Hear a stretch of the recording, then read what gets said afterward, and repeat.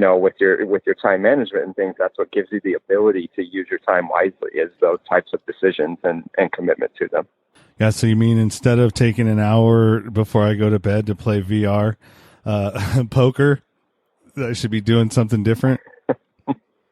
Yeah, man. Instead of that, take an hour, right before you go to bed, take an hour to read a book, or if that's going to put you to sleep, listen to a book, or find something educational on YouTube or an educational podcast, or, just something to further develop you so that you can get out there and conquer your world, your life, your situation. Because playing a video game, watching TV, whatever stronghold it is that people latch onto, it's generally not going to help you reach your goals and become the person you want to be.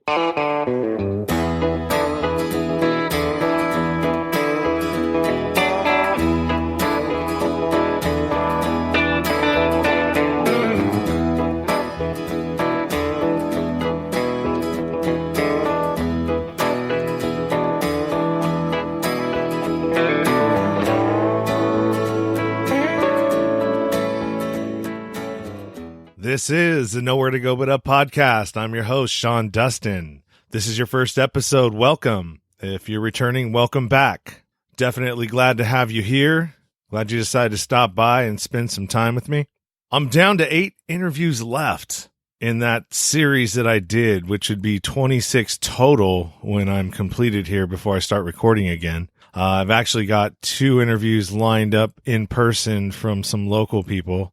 The great thing about doing these edits so far after I've done the interview, and it's actually given me a chance to take a look at my style, because I have to listen to these things 2 or 3 times, once in the edit, once after it's done, and then maybe one more time again. So at least twice I'm listening to these episodes, and it's really given me a chance to critique myself and kind of pick apart my interviewing style, where I may be lacking, where I'm falling short in some of these deals. I mean, one of the things that I've noticed is I'll start to ask a question, and it's not in every single episode, but there have been some where I'll start to ask a question and then I'll get sidetracked on my own little rant, and then sort of get back to that question. And I believe I did it a couple times in the Dennis Sumlin interview, and luckily he was able to remember what I was, or actually piece together what I was trying to ask, and answered the question. So yeah, I mean, it's been a learning process for sure. Like I said, I've never done this before. This is my first crack at it, and I'm 18 episodes in. And you actually can see the difference from my first episode to now, and the difference in, the way that the show's kind of evolved. And once I start recording again, you'll see another evolution as far as how I'm asking questions, and, because I've learned quite a bit from listening to myself. So, I mean, it's actually been really cool. I really enjoy doing this podcast, even though, I mean, I'm not really making any money at it. It's costing me, not a lot of money, but it's definitely costing me a lot of time. It's not the easiest thing to do, especially if you're a perfectionist, to edit, put everything together, figure out the music. Luckily I've got some consistent music that I want to use. And maybe sometime down the road, I'll decide to, go with a professional intro music that's, designed specifically for this show. But, until I get some more funding or I figure something out, I'm just going to keep rolling with what I got. So in this episode, I'm talking to Brennan Falks. He is a health and finance coach. He helps guide families and individuals towards gaining financial freedom. He is also a certified nutritionist and personal trainer. His website is under1love.org. That's under number 1, the numeral 1, love.org. And you'll be able to find all of his places in the show notes. This was a really good conversation where we touched on a lot of subjects that I'm sure people have questioned. And if you haven't, you might start after you hear this episode. We go through from the standard American diet we touch on to debt indoctrination. Just we jump around quite a bit, but it's really different topics that most people, if you haven't thought about, you'll want to think about. Let's just say that. And actually, funny thing is, in the beginning of the episode, I was going to have Brennan introduce himself and address some of the questions that I had in a questionnaire that I sent out to him. But we actually got caught up in the conversation, and I forgot all about it. And I also forgot at the end when I usually ask about the book and the podcast questions. I forgot about those two. So I'm going to have to make a note to myself, and when I start recording again, Sean, be more consistent with what you're doing. Get a format and try to stick to it. That's the best I can do. This was, like I said, this is the 18th episode, so go figure. Anyways, enough with me. Let's get to Brennan.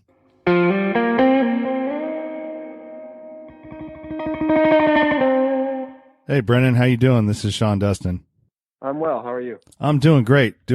Thanks for asking.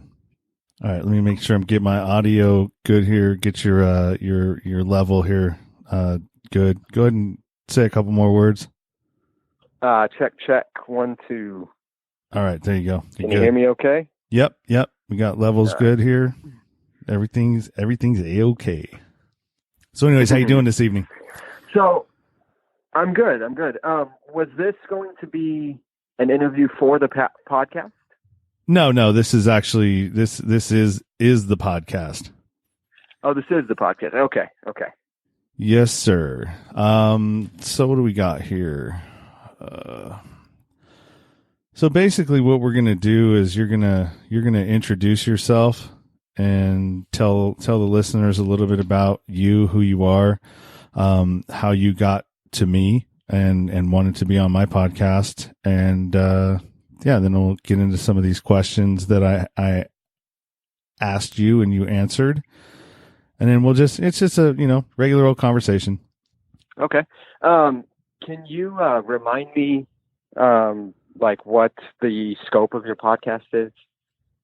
Okay, the name of my podcast is Nowhere to Go But Up, and I deal That's right. Okay. I deal with bottoms, life struggles, comeback stories, and how people, the comeback story is obvious, it is what it is, but on the bottoms and the life struggles, it's just basically how normal, everyday, average people get through them. Okay.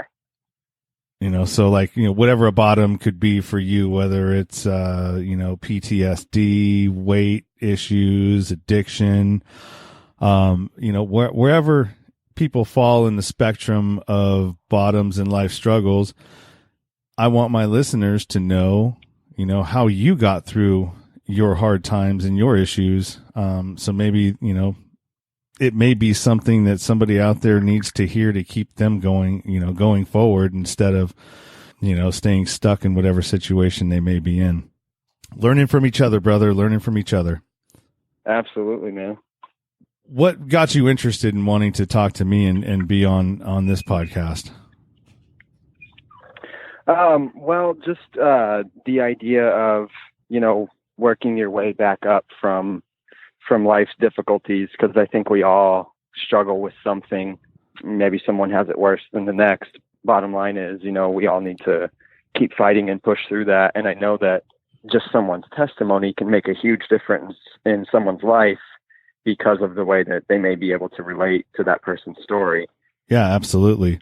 So being on your show and knowing what you do and how you talk to people, and just the type of message that you share, it's really important for everyone to hear that kind of thing so that they can keep fighting on and just find some encouragement. Yeah, I mean, we're all broken in some way. The way that we, right. Whether it's how we were raised, our parents, may not have known the things that they know now. And, and that actually, that's across the board. And that's constantly happening in the world today, where we're finding out information, 30, 40 years past, when things start, coming to an head, and we go, hey, well, what's the problem? And we start recognizing that, oh, well, this is an issue, or this is an issue, and oh, we shouldn't have been teaching people this. We should be teaching them this. And that's across the board with all kinds of different things and all kinds of different industries and areas in life in general. Definitely. What my parents thought was a good idea, now we know probably wasn't a good idea. And so, how do we fix that? How do we, put that out there and recover from that, basically? Yeah, well, I mean, there's a lot of benefit to just constantly trying to do your best in every situation. So, with my son, my wife and I, we've got a toddler, he's 2. With him, a huge piece of it is just constantly trying to be the best parents we can be, which means researching like it's our job. So really we take it very seriously to raise him right, because we both have, I've got a great mom who raised me, but she was dealt a bad hand and didn't have a great knowledge base when it came to, some key elements. And then my wife, on the other hand, didn't really have the best upbringing as far as her parents' effort. She always had provisions and, you name it. Her life wasn't bad. She wasn't abused, anything like that. But her parents, just for lack of a better way to put it, weren't the best of parents. And I think that's, in both cases, my case and hers, it's due to a lack of research and, just trying to stay sober-minded and really put your child's life above yours and make sure that you're constantly setting them on the best 2 feet that you can. Yeah, that's I agree with that 100%. And funny that you mentioned that. Mm-hmm. I have a daughter will be 2 in August. I'm dealing with that myself, and I just got off the phone with this. You're my 3rd interview tonight, but my 2nd one, we were talking about suicide, and she works for a suicide prevention and an advocate for suicide awareness and stuff like that. And we were talking about how the suicide, the rate is getting lower and lower in kids, like the age range of kids that are committing suicide these days is becoming, it's going lower and lower. So, I mean, now we're seeing, 12 to 14 year olds, or, I mean, even she said that there was, some attempts in her area were made by kids in 2nd grade. And I was like, Jesus, like wow. how do they figure this? I mean, I was dumbfounded. I'm like, whoa, why is it somebody in 2nd grade thinking like that? Where are they getting these thoughts from? Yeah, because, you know what? I'm honestly, I'm not entirely shocked by that, as sad as that is. The kinds of access that young children have now to things that even, I grew up, I was born in 93. So I'm only 26 years old, but the space that I grew up was significantly different than today's children. And obviously anyone older than me, it just gets more and more different. The differences are bigger and bigger. And I'm honestly not shocked, because you've got, in a lot of cases, you've got TVs raising children more than parents. You've got daycares constantly spending time with children more than parents. You've got influences from every angle, so much more than the parents in a lot of cases. And I'm not shocked. If you let your child watch YouTube, I'm sure you can put some parental guidance on there. You can set up some kind of advisory, but at the same time, they're going to be seeing things that they probably shouldn't be seeing at such a young age. And a lot of things like that are very toxic. And then, my occupation is in finance and health. And a big part of that also is the health of today's children is seriously lacking. I mean, the types of nutrition that children have, their nutrition base is horrible. And that plays a big part into all the psychological effects that come with suicide. Yeah, that doesn't surprise me. And I'm guilty of that as well. Like with, just time, time management, is a tough one. And when you don't have good time management, especially when you have a young one, the easy fix is, well, let's just swing into McDonald's real quick and, give you some chicken tenders or this or that. And, I'm guilty of that. And I'm somebody who struggled with weight and, you know, got into, you know, the magic pill on Netflix and keto and, you know, started looking at how, you know, the standard American diet is really what's causing a lot of cancer, I believe, in the baby boomers right now. You know, because they didn't know it was just a quick fix. You know what I mean? Oh, we need something fast. You know, it's easier and it's cheaper to feed your family. You know, with stuff in the middle of the middle aisles in the grocery store. I mean, there's no you know, it's no mistake that's how that's being played out. I mean, I'm a firm believer in you know, with processed foods and stuff like that. It's death by 1,000 cuts. Oh man. Yeah. You know, you said it so well. And it's crazy because the convenience that we, as Americans, you said you're guilty. I think probably everyone's guilty, at least at some point in time. You know, I've certainly been guilty in the past as well for taking the route of convenience, and it is cheaper. But what's crazy is we think so short term on the day to day that we say, yeah, it's cheaper to feed your family with the food in the middle aisle, but also it's twice as expensive, several times more expensive to end up with cancer or heart failure or diabetes or whatever it is, you know, so you're trading expenses now for expenses that are going to come up later. And it's, you know, when you think of it rationally that way, then you can make better choices and say, well, you know, I'd rather not go through that in my later years. And if I can prevent it, you know, if it's up to me, I'm going to do the best I can.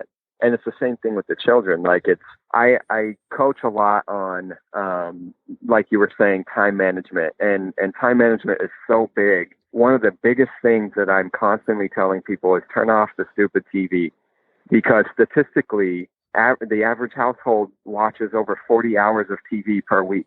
So, you know, it's not always that people don't have time. It's like you said, they just don't manage it well. They're spending a second full-time job watching the TV. Yeah, I'm guilty of that myself. Like, you know, it's working in construction. Well, luckily I don't have a lot of time these days because the podcast takes up quite a bit of time. Also, you know, other things that I'm doing in my life. But when I didn't have all of this occupying my time, I would come home from work and, you know, I start at 6 a.m. most of the time. And there's always, you know, about an hour to an hour and a half of commute each way.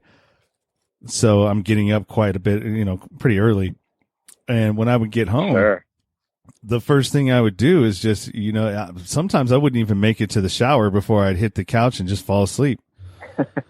And, you know, it really doesn't feel like there's enough time in the day. But then you start thinking, okay, well, how does Elon Musk do it? How does all these other high functioning people make the money, you know, are rich? How do they get that? I mean, they still work within the same 24 hours. I mean, they don't get any more time. Like, how do they do it?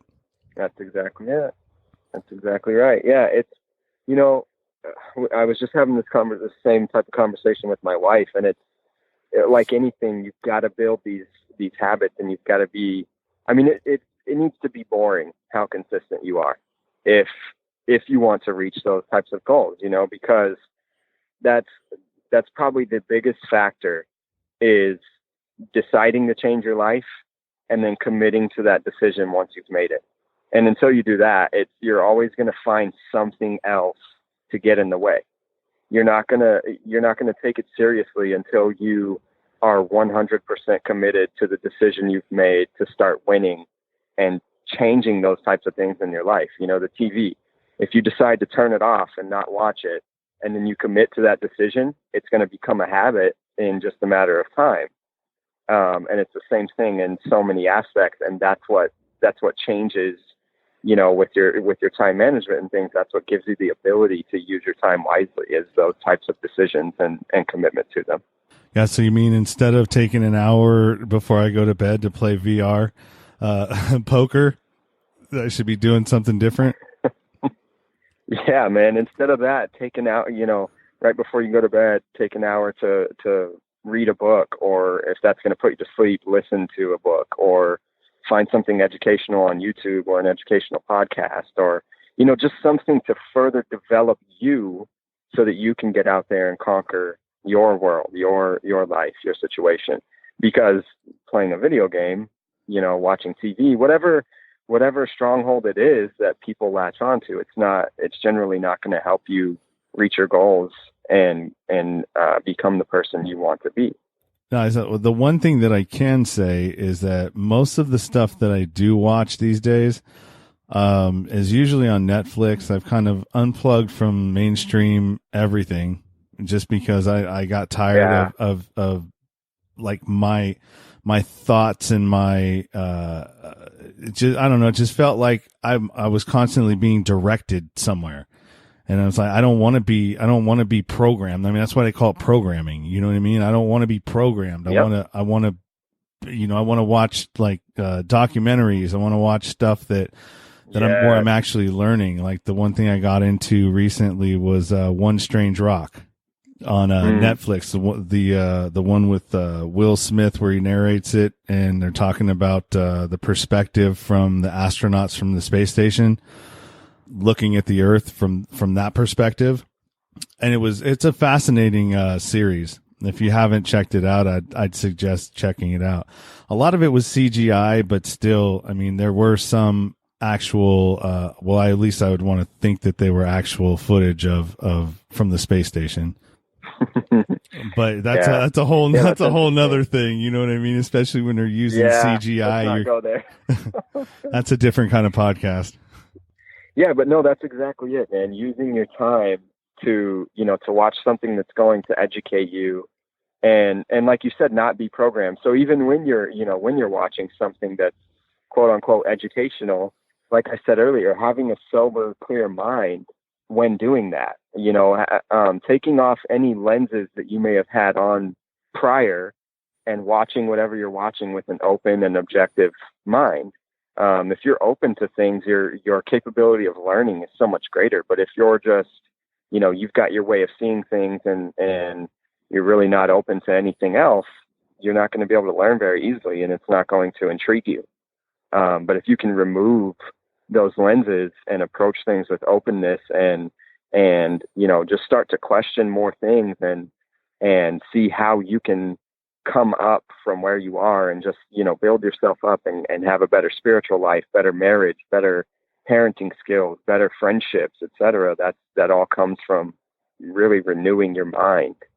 Yeah, that makes a lot of sense. So I'm looking at one of these, overcoming financial stress and health issues. So financial stress is a huge one. And I think as Americans, or actually it doesn't even matter about being Americans, I think just as citizens of the world, because all of these banking systems and everything, they're all interconnected, they're all tied together. The whole thing is just kind of by design. Everything is by design, whether it's right. The debts you incur once you are indoctrinated into college, and that whole system of getting you into debt before you've actually even hit the job market. Mm-hmm. To not explaining to you or not learning the essential things on how to deal with finances, other than how to write a check or how to balance your checkbook. I mean, those are stupid ass things that don't even matter. I mean, you could be a monkey and figure that out. But the most important things aren't being taught to people when they're in school. The most basic functions of how to be financially independent. And, one of the main things that doesn't ever get talked about is compound interest, and how important that is if you're going to buy something or if you're going to try and save money. But most of it is the debt that we incur, because a lot of that has to do with compound interest, or the fact that when you buy something new, I'm going through this myself. I'm upside down in an RV that I had to have, and it's like, all right, well, now I want to get rid of it, but in order to get rid of it right now, it's going to cost me 10 grand because it's no longer worth, even though it's a year old, it's not worth what it was when I pulled it off the lot. Right. There's all kinds of things like that, where we make irresponsible decisions based on not a necessity, but like the I don't know, well, what's the word I'm looking for when you make those impulse buys. Yeah, irrational impulse decisions. Yeah, that aren't well thought out. And can I really afford this? Okay, well, yeah, I can afford it, but can I really afford it? I mean, there's one thing to be able to afford something, but there's another thing to, can you sustain that affordability? Right. Yeah. And that's not how people think. So you opened up a bunch of cans of worms just now. So with compound interest, I think it was Albert Einstein said that compound interest is the eighth wonder of the world. And it's exactly that. Like, it's, people don't understand it. And they're always on the wrong side of it. People are always on the wrong side of compound interest to where they're paying it as opposed to receiving it, gaining it, from investing. But then all the other stuff that you talked about, like that's exactly it. We're not educated. We're in one of the wealthiest countries in the world, and we're educated almost zero. I mean, the amount of education we receive in finance is next to none. And like you said, we might learn how to write a check or balance a checkbook, but a lot of people don't even learn that until, they get into college or whatever. And then it's like, oh, I need to figure out how to do this, instead of being prepared before you reach adulthood and get out there on your own. And so there's a major lack of education, just like you're talking about, to where basically the only education we get is from corporate giants, maybe from our parents, but our parents were likely educated by the same corporate giants who told them, you've got to, as soon as you get married, you need to go and buy a house. You need to build up your credit score. You need to get a new car, have your car payment. And then once you get it paid off, go and trade it in for another one. And we incur so much debt individually and as a nation that we have a negative net worth. And then we look up and wonder why we're broke. We don't actually own any of the things that we call ours. Someone else owns it. And we are, majority of Americans, 80% of Americans are one paycheck away from a crisis. Meaning if you miss your next paycheck, you're probably going to face repossession. The next few paychecks you're going to be likely foreclosed on if you have a house. You're going to have to default on so many different kinds of debts, and medical debt, for example. That's the number one cause of bankruptcy. And people don't have enough money to meet their deductibles when they have insurance, and it puts them in chaos. It just spins out of control. And there's a lot of solutions to get through all these things. But again, we're just simply not educated on how to make proper decisions when it comes to finances. And then you brought up the affording thing. People look at, like for a car, for example, they go in to get a car and they look at the monthly payment and they think, oh, well, $500 a month, I make $2,000 a month, I can afford that.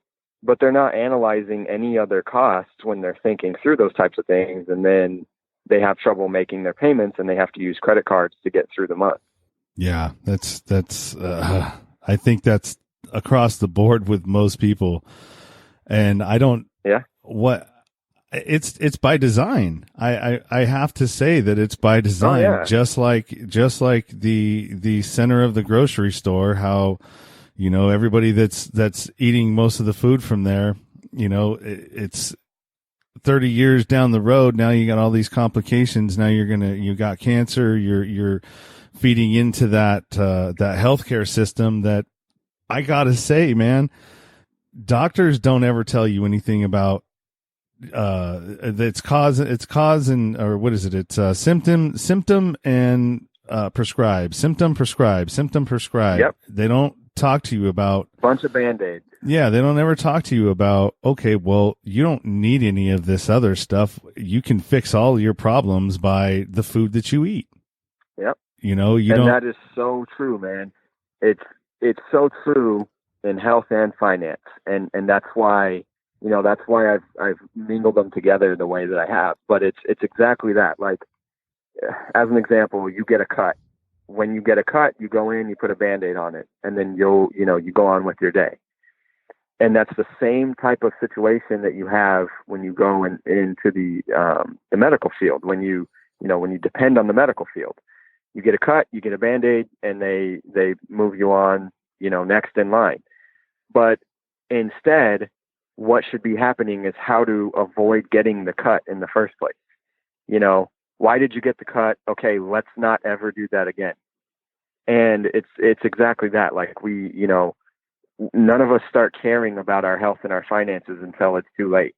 We don't start caring about our health until we have a health crisis. And I'm partially guilty of that. I mean, I've worked out since I was 15, but my diet, it wasn't crap, but it wasn't as good as it could be. And when I was 20 years old, I had gallstones, and my gallbladder was shutting down. I was, it was extremely painful. I felt like I was going to die. And I was able to, through a miraculous healing, I won't get too much into the details of that because that's part of my testimony. But through that, I had a complete mind shift. And because of the food that I started to eat and going through cleanses and things like that, I was able to pass the gallstones. And then that forced me to really pay attention to what I was putting in my mouth. And so I'm one of the few who has had a gallbladder infection and not had to. And, when a doctor prescribes you something, they treat the symptoms. They don't get to the root of the issue and help you fight it and then prevent further issues, because then they don't make money. And it's the same thing with finance. The bank's building is way bigger than yours. Their furniture is nicer than yours. They are not in business to lose money. And so we have to know they're not in business to help us. Corporate giants, corporate credit card companies and things like that, they're not trying to help you. That's not how they make their money. If they helped you, like the whole cash back thing, if you were really beating them and getting free money from them, they wouldn't be in business. You know what I'm saying? So that's exactly what it is. So how do we combat that? One of the biggest things with finance especially is not playing their games. So unfortunately, the place we live in, we have to use currency, at least to an extent. You can get off the grid and try to live off grid as much as possible, but you're still going to have to pay something, at least property tax. Otherwise they're going to come and take your property, which is very unfortunate that that's the system that we're in. But the best way to combat it is stop playing their games. Stop borrowing. Stop buying into the credit lies. There's absolutely no reason to build your credit score. And people always say, oh, well, how are you going to get a house if you don't build your credit score?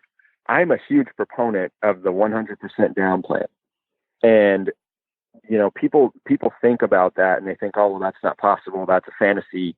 But when you get really serious and you've got a decent income, fairly above average, for example, let's say you have an $80,000 income, you're a household of two, a young married couple. If you get serious, if you diligently budget your money, pay attention to all your expenses, and make sure that you're spending less than you're taking home. And let's say you're, as a couple, you've got two great jobs, $40,000 each, you're taking home $80,000 a year. Well, you can easily be living on $50,000, which means you should be saving $30,000 a year. At that rate, as a young couple, you save $30,000 for 5 years, you can get your first starter home with cash. And, that's the type of system that I would coach someone through. And also, if you're dead set on getting a mortgage, you can actually get a mortgage without a credit score. So there's two ways to get a mortgage. You need to either have a good credit score or you need to have a zero credit score, indeterminable. And the way that you get a mortgage in that circumstance is by going to a mortgage company who does what's called manual underwriting. It's the traditional way of writing a mortgage. And what they do is look into the details of your life, like how long have you held a job? Have you paid your landlord on time? Do you keep up with your utilities? Make sure that you can be responsible with the loan that you're asking for. Whereas a modern mortgage company, all they do is look at your FICO score, and they determine the loan they give you based on your FICO score. But unfortunately, your credit score says absolutely nothing about your financial picture, because you could have an 850 but have $0 in the bank. You know what I mean? So it's really not a good picture of your snapshot. So one of the main ways to stop, to get yourself out of this life of bondage, is to stop playing their games. Dude, that's absolutely how it feels. I'm in this situation right now where, guess how much money gets wasted of my income every month on depreciating assets? I'm going to guess 1,100. No, more like 1,600. So 1,600 between the RV that I don't use, the truck that I had to have to pull the damn RV, which is more of a truck than I need, and it's a diesel, so I don't really drive it very often because that's $4 a gallon to move that thing. Then you got the insurance, and you got the storage, and you got whatever else. I mean, at the end of the day, it adds up to about $1,600 of income that goes to nothing. And unfortunately, that's an average. Like, that's normal. Yeah, and as I'm seeing this, and I'm like, all right, well, how do I get out of this? So I have an RV that's way too big that can't go anywhere, like any state parks or national parks or anything like that. It's really one that's meant to live in, full time somewhere. And so that's really what I'm going to be doing here pretty soon, because I've gotten, so I can buy a house right now if I want to, but everybody keeps telling me that, right now is not really the best time to buy a house because it's not a buyer's market really. Or maybe it is a little bit, but just the prices in California are way too high right now. And that we may be going into somewhat of a recession here, depending on what happens in this next election.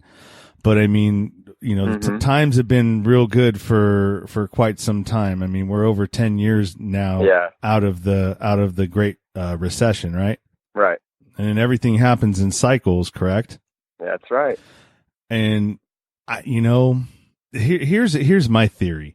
All right, now tell me if I'm wrong. So I work in the construction industry. We are the union construction workers in general are kind of the backbone of America. We are the middle class, what's left of it. We are the ones that buy things. We have the affordability to buy these things and get debt and all this other stuff. And a lot of that's based on the workload and what we see coming down the pipe. You know what I mean? So like, I was just involved in the contract negotiations for the next 3 years for my union. And a lot of that is based on the workload that they're bidding right now for 2 to 3 years down the road. It's looking good. Right. But I feel like the banks, because they have contracts doesn't mean the banks can't pull the funds, right? At any time. The banks control everything. So as things are looser, everybody's got this feeling like, oh, good times. Let's go out and buy a boat. Let's go out and buy some jet skis. Let's go out and buy this. Let's go buy that. Let's buy this, that. The banks are seeing this. They're all seeing the numbers, right? Because they're paying close attention to these numbers, and they're seeing that, okay, debt's going up. Pull the funding, and they crash everything. And guess what? Now repossessions, shit's getting sold. Everybody's selling their jet skis because they can't afford them. They're selling this or selling that. The work that they thought that was on the books, it's all gone now. The banks pulled all the money. So I feel like they do that shit on purpose so they can get back all of the stuff that they put out there, or they. Yeah, well, and it's multifaceted, because the Great Recession, 2008, we call it great. It was really just a dip on the roller coaster, but the issue there, and the same issue we're going to face in the future until, probably forever, because to say that people are going to stop playing the debt game across the board, like all across America, is a great stretch. So what happened in 2008 is, they would give a mortgage to a dog. Not literally, but it's like, you give a mortgage. The same thing with the student loan crisis right now. You give unsecured debt to teenagers who have never held a job, don't have an income, and they're guaranteeing that they're going to pay that back.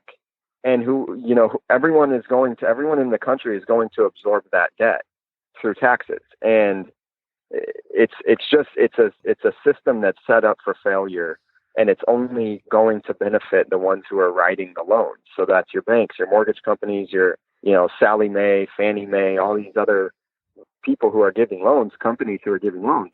And it's just a recipe for disaster. And that's why I'm saying, the best way that the best chance you have is to stop playing their games.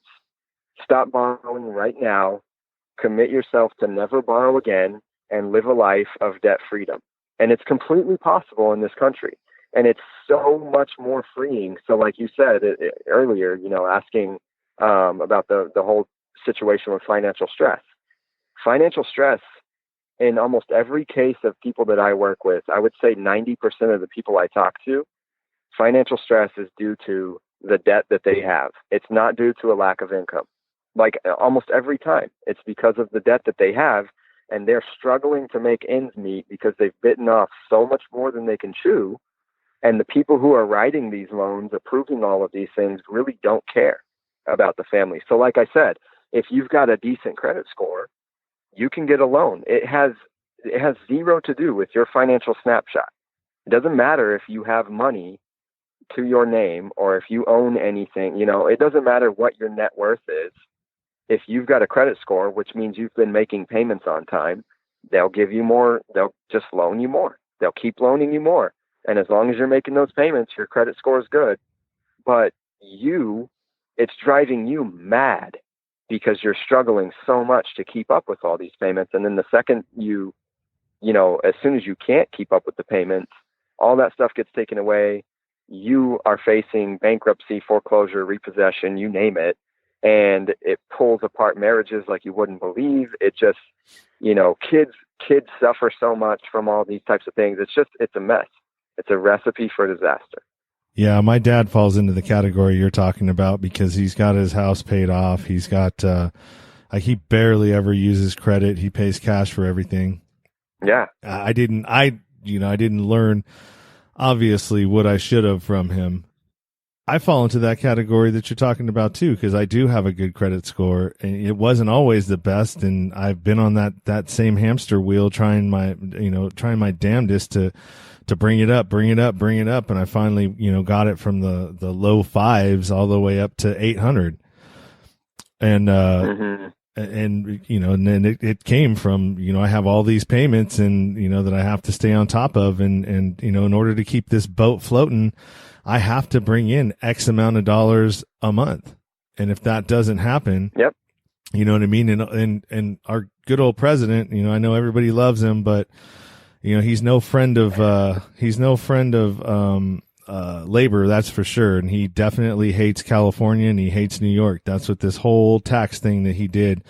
We weren't allowed as trade in a trade or a union to deduct any of our expenses anymore. He took all that away from us.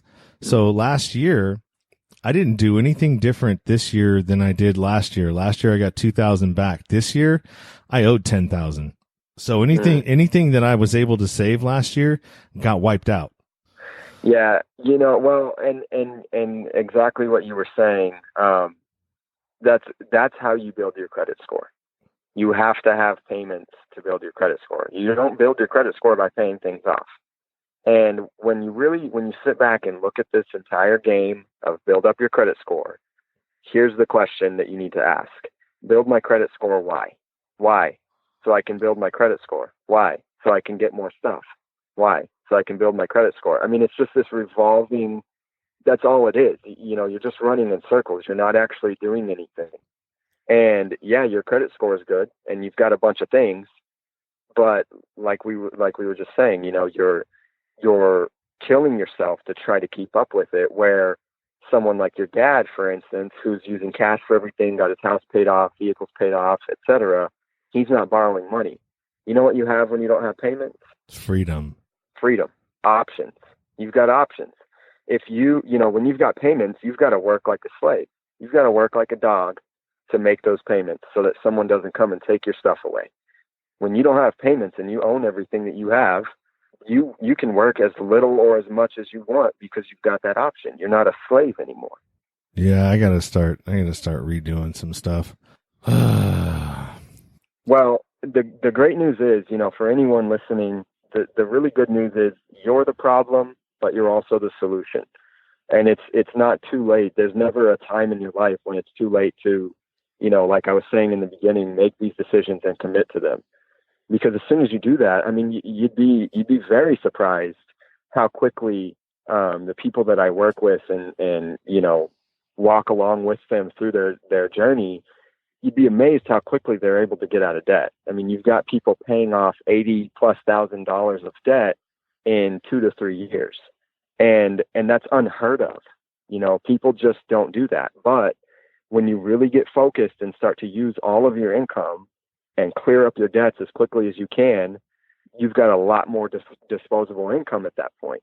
And then you can really start to save and invest and set yourself up for your future, as opposed to just have a bunch of stuff that you're a slave to because you've got to go and work to keep it all. You know what I mean? It's just a completely different way of life, but it's not impossible.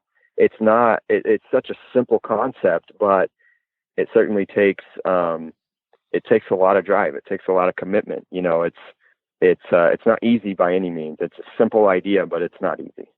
Yeah. Well, it takes not being lazy. And lazy can mean a lot of different things. And the laziness that I'm talking about is, the laziness in finding information, the laziness in doing research, the laziness in, right.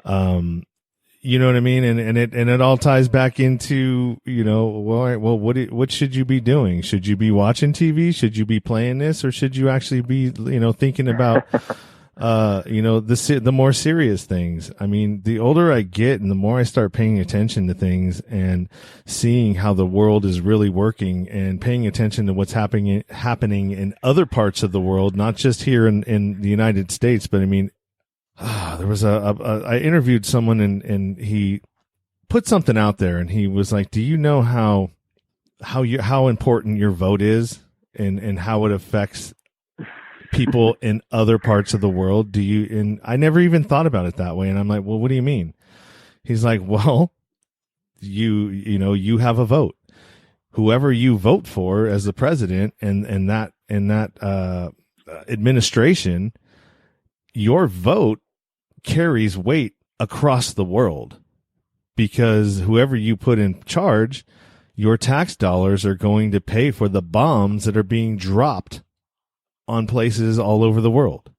So, it put it in a different perspective that I'd never heard before. And it blew my mind. And I was like, holy shit. I know. Yeah. I never thought about it in those terms. And there's a lot of things. And I think, go ahead. No, it's just, there's a lot of things that we don't pay attention to because we're busy being distracted by other stuff. You know what I mean? And it's all by design. And it's like, you start thinking about the Matrix, and I know the Matrix is not really a place. It's an idea.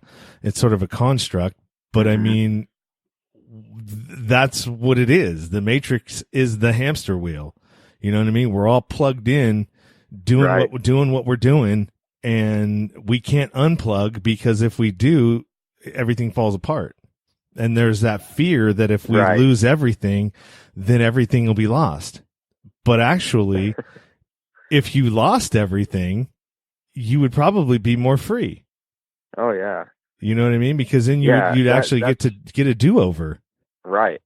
Yeah, that's a brilliant perspective, and I think it goes into multiple areas of life because we're so busy, Americans in general, I'm generalizing, but we're so busy not thinking about others and the decisions that we make, the type of effect they have on other people and other communities and even our own descendants, and And it's, you bring up the matrix, and we really do. We need to unplug.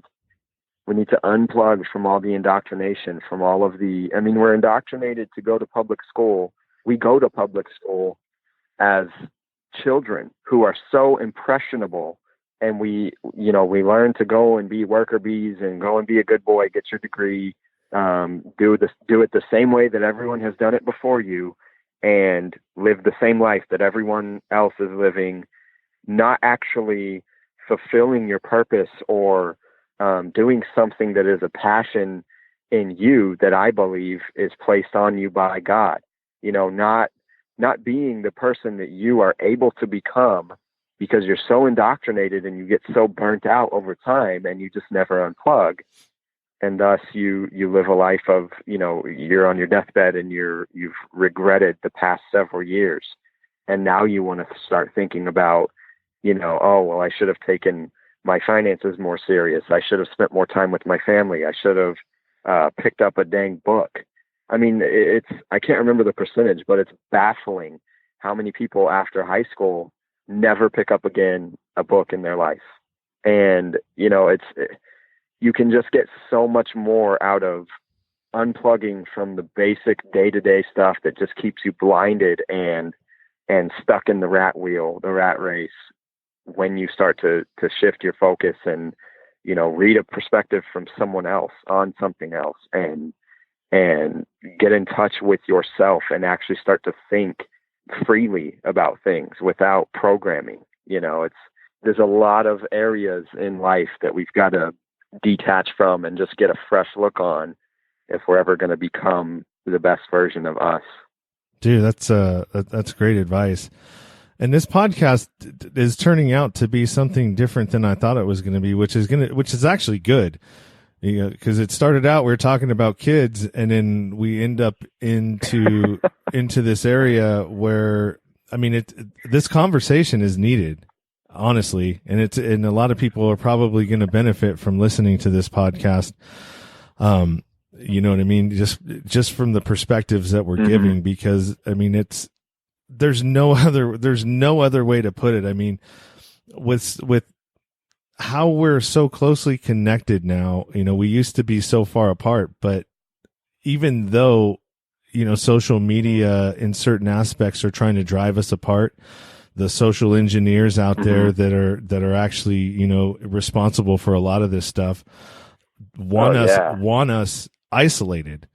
But the internet has had a reverse or an adverse effect, which is bringing us closer. You know what I mean? So the conversations that aren't being had, with your neighbors, you and I are having. And so now these conversations, are going to carry out to my listeners, which, however many there are there. And I don't know, man. I think podcasting in general is just going to change the world in itself, just because it's bringing people closer together rather than driving them apart. And I think it's fair to say it already has. No, for sure. It already has. It's just going to keep, it's going to keep going. It's going to have that ripple effect, like a pebble in water, I've talked to people from the Democratic Republic of Congo. I've talked to people in India. I'm talking to people all over the world, and it's changing my perspective in a lot of different ways, man. Yeah. And opening my eyes to, our problems are not just problems in our country. Our problems are a world problem. I really no longer look at people in different areas as, those. No. We're citizens of the world. And that's right. Yeah. And the human race. Yeah. And it doesn't matter where you're from. The shitty thing is that when they're polluting air in China and doing whatever the hell it is that they're doing over there, cloud seeding, whatever it is, we get that over here because the atmosphere moves. You know what I mean? It doesn't stay there. Yeah. It goes across the oceans and gets in, and it ends up over on our side, and vice versa. What we do over here ends up over there. Yeah. There's a lot of problems in the world that are happening, and I don't know, the climate change. I mean, the climate's been changing forever. That's just what it does. But this isn't permanent. This place is not permanent. We just happen to be in a good cycle. We're in this. Yeah. And go ahead. Well, it goes back to what we were saying is, everyone is so fast paced and so detached from the world and the people around them. They're so stuck in they're so selfish. That's really the only way to put it. It's our nature to be selfish. It's what we all want. And the way that we're going to make a better world, the way that we're going to, start to make an impact and change the world that we live in is by being less selfish. And it's just so hard to do when we don't unplug, when we don't take a step back and just think bigger picture, think about someone else. When you're out and about in the public area, think about other people, hold the door for someone, park your vehicle straight, the little things, whatever it is, but I put a post out on my Facebook page today, of a Bible verse that talks about giving.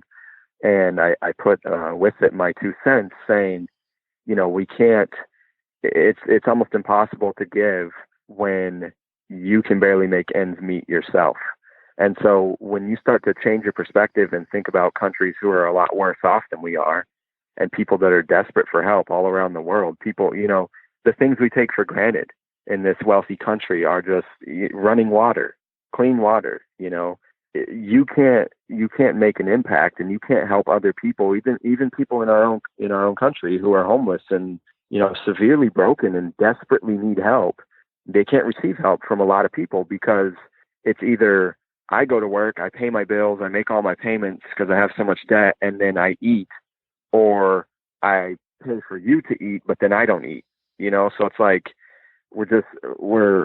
it's great how zealous we can be and how driven we can be, but that needs to be geared toward others and not just ourselves. And that's what, we're watching it cripple the world around us, because the more we get stuck on our devices and in our routine and climbing the top of the ladder to, make millions and just all these things that are so selfish, they end up being a major crutch.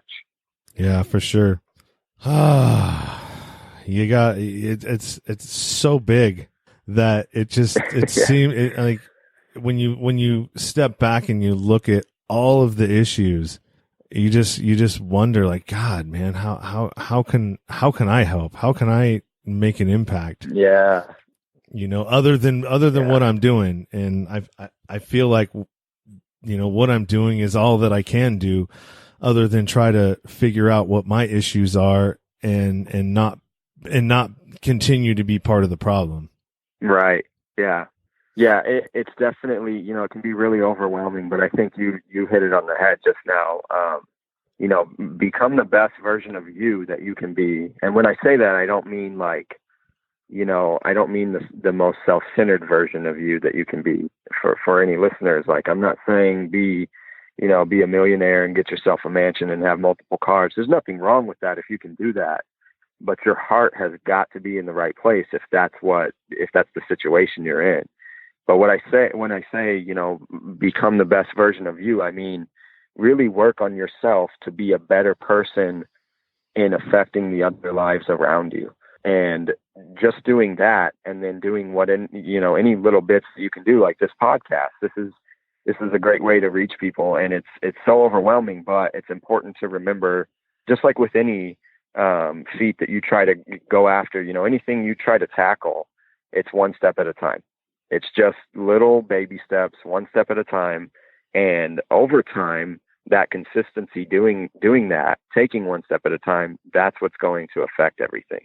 So, it's really important to, like I was saying earlier, commit and just not give up. Keep running the race of making yourself a better, more pleasant, peaceable person, and then go out there and make an impact with the skills and the passions and everything that, again, I believe God places on every one of us. Well, that's some great advice, and I think that's a good note to end on. So why don't you tell everybody where we can find you, your social media, your coaching, anything that you want to plug, go ahead and do that. And then it'll also appear on the show notes as well. Right on, man. Well, yeah, it's been a pleasure to speak with you, and thank you for having me. Anyone out there can find me at my website, which is under the number onelove.org. That's under onelove.org. You can find anything you need to find there. My social media and email and all that kind of stuff is there. You can follow me on Facebook, under One Love, completely spelled out. My personal Facebook, even, you could find me there. It's just my first and last name. You can put that in the description if you'd like. But yeah, the best way to reach me would probably be my Facebook page or my website. Awesome. And then I'll also, I'll have you, I'll send you an email when we get closer to the release date of this. And you can, I like to have my guests just email me back what you want so I don't screw it up. What you want to appear on that, and then a picture or two that you want to have, because I don't know if you've seen how I build out the promo clip. Mm-hmm. But yeah, well, we can get to that in a little bit, and I want to chat with you after I stop recording anyways. Right on. So Brennan, man, I appreciate your time and all your good information. This was definitely a good conversation that I was not expecting to have. Which is also a pleasure. Likewise, man. Likewise. Thanks for having me. Yeah, no problem, man. Stick around. I'm going to talk to you in a second.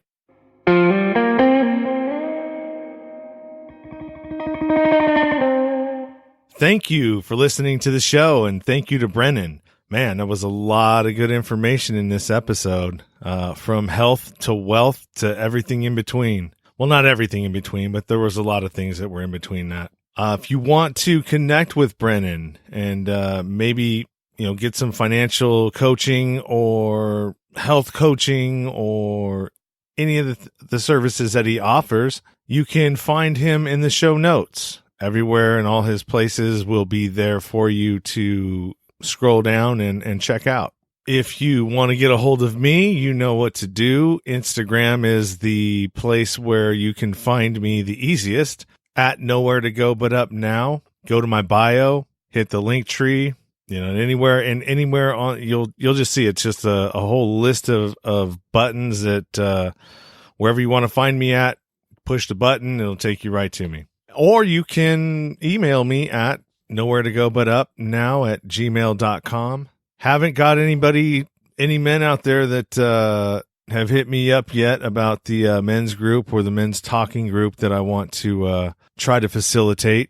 If that's still open, all it takes is one guy, one person, one is all it takes to start a group or a conversation. And usually from there, it will pick up, but just one voice is all I need to get this thing rolling. So if that's you and you're listening and you want to, be able to talk through some of your issues or, problems that you're having or, men's issues that, relationships, how to deal with anger, how to deal with a lot of other, issues that affect men, hit me up. Instagram at Nowhere to Go But Up Now, or email me at nowheretogobutupnow@gmail.com. The next episode, this one is about another addict. Her name is Satya Tara. And the reason why I reached out to Satya is there was a Facebook post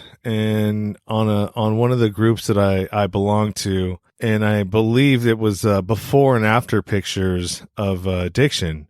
And her before picture while she was in active addiction was just looked like Skeletor, but worse, sores on her face. And it was crazy. I mean, she was really, she looked like something out of a zombie apocalypse, honestly. And her after pictures, I mean, this woman is drop dead gorgeous. She is beautiful. And to see the two side by side like I did, I was like, holy shit. I couldn't even believe that was the same person. And so I had to reach out to her, and I was able to get her to want to come on the show and explain her story. Oh, got a Tinder match. That's what that was. Funny. Anyways, yeah, that was it was crazy. The difference between her before and after was like, oh my God. So yeah, that's who I'll be talking to next in the next episode, which will be episode 19. That's all I got. Until next time, keep it 100, stay true to yourself. Everything else is just noise.